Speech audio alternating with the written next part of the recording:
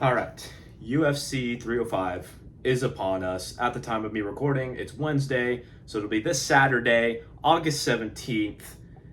This is going to be a pretty solid card, Not like the best card per se, not the worst card either, but I'm pretty excited for this. I'm pretty excited for these fights.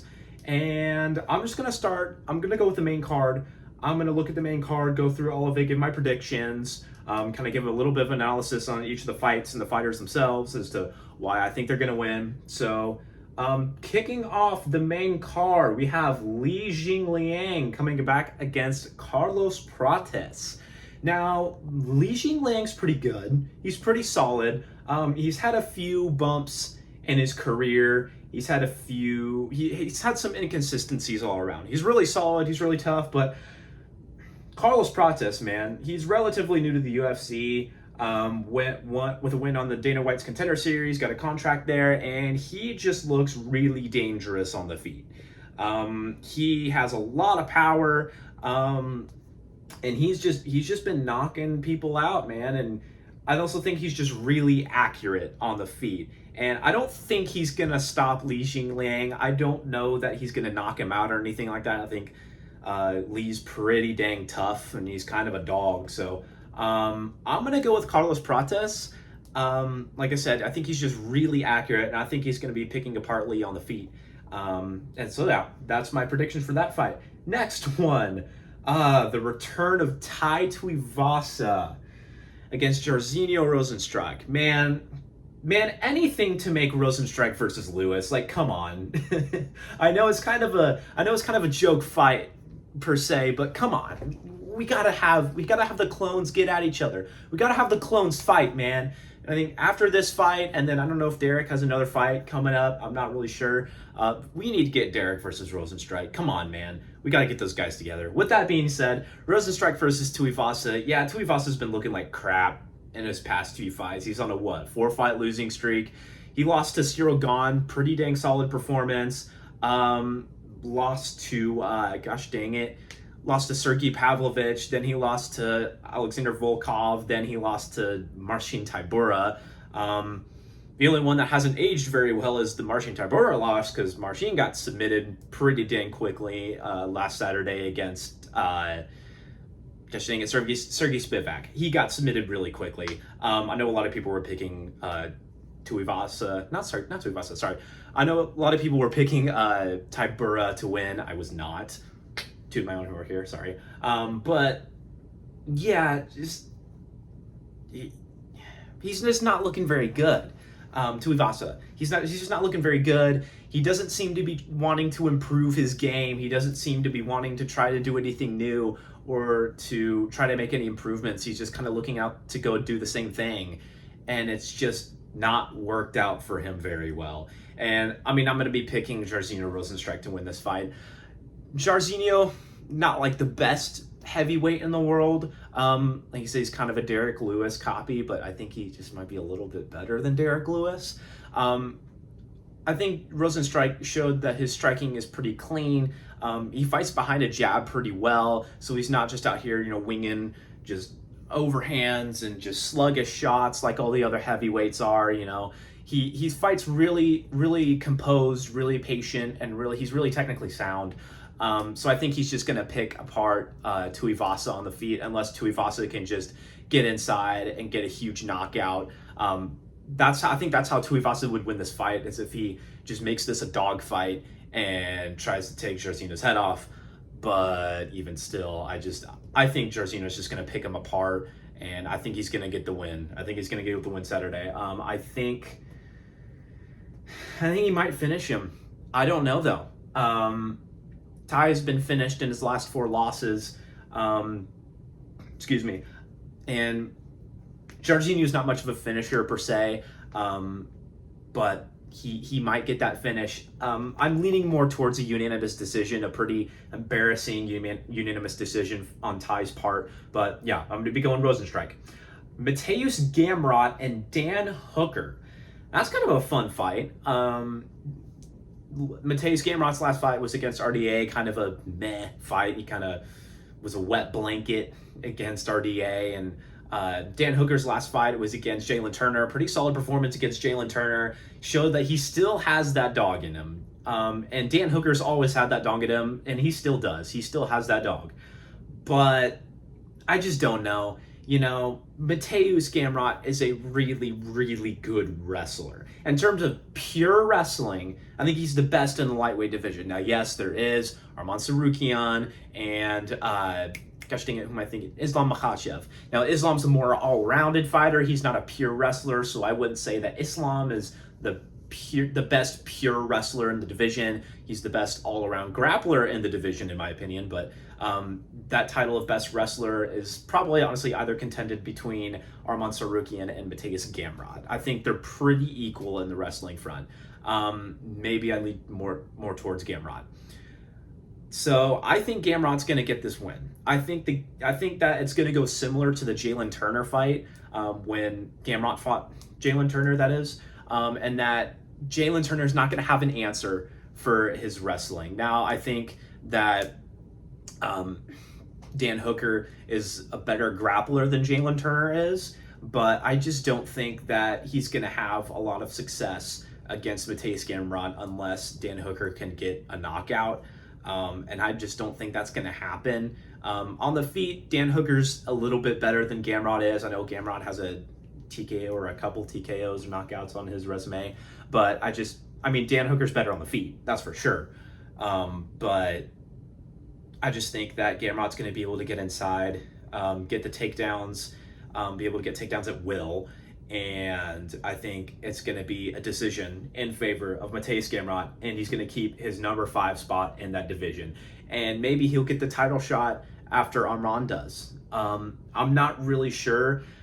Gamrot, for me, is kind of on the line of whether he gets a title shot or not. Yes, he beat Arman back in the day. Back in the day, I mean, 2 years ago at this point, I think, or 3 years ago, I don't know. Gamrot's not beaten a lot of high-level competition. Like I said, he beat Arman before Arman was at the top. He lost to Benil Dariush. He beat RDA. Not many top names that Gamrot has gotten the win against other than Arman. So I think for Arman, I think he might ride this out after this win against Hooker. I think he'll just ride it out until he gets a title shot next. But even then, I don't think the UFC is going to favor him for a title fight. But hey, he's almost there. So yeah, and I think he's going to get the UD win against Hooker.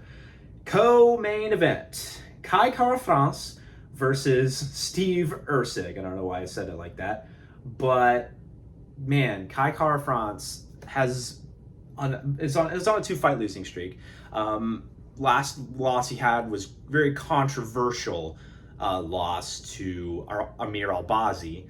A lot of people thought that Kara-France should have won that fight, but alas, he's on 2-fight losing streak to Moreno and then Albazi. And Steve Erceg he's coming off of that loss to Pantoja, which some people think he should have won. I think that fight was very close. And I think he did screw up in that last round, and winning that last round could have won Erceg the fight, which is very impressive. Fourth fight in the UFC, I think, and he almost beat the champion. If he didn't try to wrestle him in that 5th round, he could have beat the champion, and that is very impressive.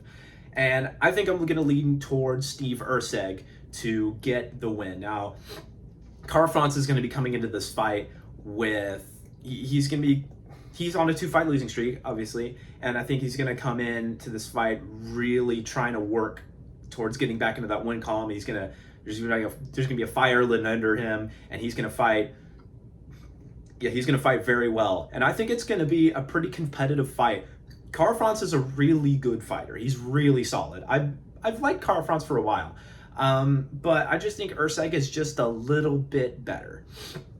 And Kara-France has not quite got to that title shot level. You know, he's almost been there. You know, he's in the top 5 still, but he's just come so close yet so far away in the flyweight division. And I think it's going to be a solid fight. I think it's going to be a pretty competitive fight, but I'm going to lead towards Usyk to get the win. I'm going to go with a win by decision. And yeah, hopefully Usyk can get a rematch with Pantoja, or you get another title fight sometime in the future. And a win is going to put him in the top 5, so that'll get him closer to that. Now for the main event. Dricus du Plessis and Israel Adesanya. This is a fight to break down. This is a fight that's happening for sure. On one hand, you have Dricus du Plessis, who, and I know MMA math doesn't work, but he beat the guy who beat Izzy. You know, pretty close fight. You could either throw it either way to whether he beat Sean or whether Sean beat him. You know, whatever you think of the fight, doesn't matter. On paper, Dricus has that win. Don't mean to sound like Anthony Smith, but on paper, Dricus has got that win, and I think you could have thrown it either way. Doesn't matter. Anyways, Dricus, I heard it described by, well, I heard MMA Shay say this, and he said he heard it from somewhere else. I can't remember where it is, but I think I will have to agree with him. It's a really funny but accurate statement to how Dricus fights. Dricus fights like a gorilla on roller skates, and it's really, really weird to watch. Now, you'd think in theory, the way that Dricus fights, he fights so unorthodox, he fights so, just kind of, it looks bad. It looks really, really bad the way he fights. He looks like he doesn't know what he's doing, but obviously it works. He's been, all of the fights in his UFC he's won. He beat Robert Whittaker, and he beat Sean Strickland too. It's worked for him. Now, I think what's underestimated about him is that he does game plan a decent amount. He does game plan very well for his fights. For Robert Whittaker, he wasn't just going out there swinging and trying to catch the guy. You know, he did fight very smart. He was catching up with his jab as Robert was blitzing in, and that's how he got that TKO, right? He was very smart about that. And, you know, with Sean Strickland, you know, one thing that Sean Strickland did or didn't do, we didn't punish Dricus for missing. He didn't punish Dricus for throwing wild shots and missing. And then eventually Dricus just kept doing that and kept getting closer and closer until eventually he was catching him. And I think that Dricus is going to have a measured game plan for this fight. I don't think he's going to fight too stupid, but I still think that, you know, Izzy is the better striker of the two, obviously. And Izzy, he does fight different when he doesn't have the title and when he's fighting for the title, you know? When he fought Robert Whittaker the first time to win the title, when he fought Alex Pereira, you know, on this come up, you know, on the come up when Izzy was fighting, he was fighting better. And so I think Izzy's going to have a different mentality coming into this fight. I think he's not going to try and cruise this. He knows that he has to beat he has to beat Dricus du Plessis, and he has to probably get the finish over him, you know, in order to get some respect here, because Izzy's been dogged on for like years by the MMA community, and he needs to get that respect with a finish over Dricus, and that's what he needs to do. And I think what Izzy needs to do that is he needs to turn up his volume. He has been very low output throughout his career. Even when he's gotten finishes and even when he's had very exciting fights, he doesn't put out a lot of volume, right? He sticks behind a jab and a leg kick and some hooks when things get in close, right? He does kind of swing wild hooks all over the place when he's in the pocket and when they're trading. So I think he needs to put on the pressure of Dricus du Plessis, because Dricus is going to be putting the pressure on Izzy like nobody's business. And I think Dricus does have to be careful, because Izzy is a good counter striker, and he's going to have to gain Izzy's respect. But I think in order for Izzy to try and win this fight, he's going to have to put a bit more pressure on Dricus, and he's going to have to be a little bit more output and make Dricus afraid of coming in with wild shots. You know, he's going to have to punch first, and when Dricus comes in to try and swing at him, Izzy's going to have to throw a bit of that right hand. You know, he's going to have to try and counter him. He's going to have to try to disrupt Dricus's rhythm. I think this is kind of a hard fight to predict, at least for me. I can see both of these guys winning. I can see Dricus putting a pace on Izzy and Izzy not punishing Dricus for coming in. Kind of similar to the Sean Strickland fight. Izzy wasn't punishing Strickland a whole lot for coming in. Izzy tends to just feint, instead of actually counter-strike. He tries to just make people, mentally afraid of coming in instead of actually, countering them and hurting them and making them afraid, like actually afraid physically of coming in, and I think that Dricus du Plessis isn't going to be super afraid of Izzy, and I think Dricus is going to push a huge pace, and I think this is going to be a close fight. I was leaning towards Izzy with a finish because I can kind of just feel it. That sounds really weird.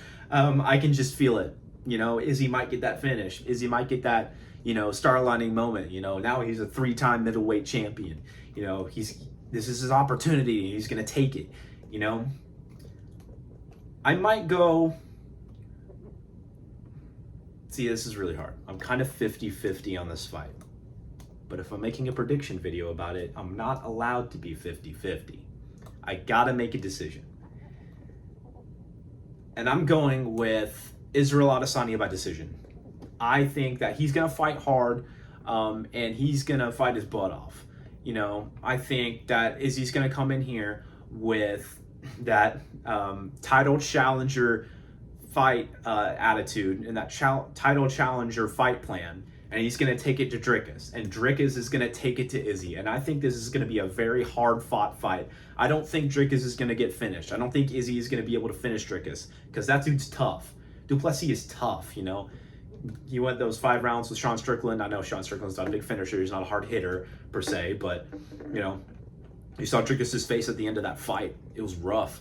But I don't think Izzy's going to be able to finish this guy, but I think Israel Adesanya by decision. I kind of talk in circles. I'm sorry, but like I said, it was just really hard for me to predict, and I have to think about these things a little bit. So that's what I'm going with. I think I can feel that Izzy might win, and I don't want that. I don't want Izzy to win, because realistically, if Izzy wins in the middleweight division, who's he defending the title against?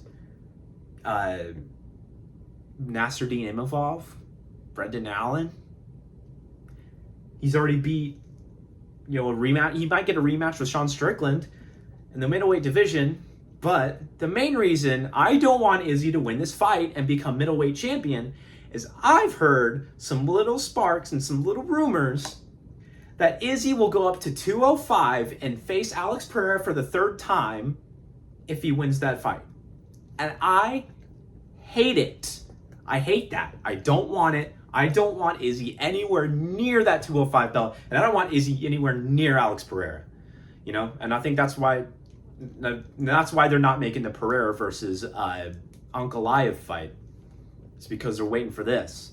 The sparking is that the winner of these two is going to go fight Alex Pereira, or at least Izzy will if he wins. So, and I don't want that, but I think he probably might win by unanimous decision. So, thank you for watching. And I'll see you whenever I make a video again. I know it's been a while since I made my last video. So I will see you and the fake microphone again in the next video. Bye-bye.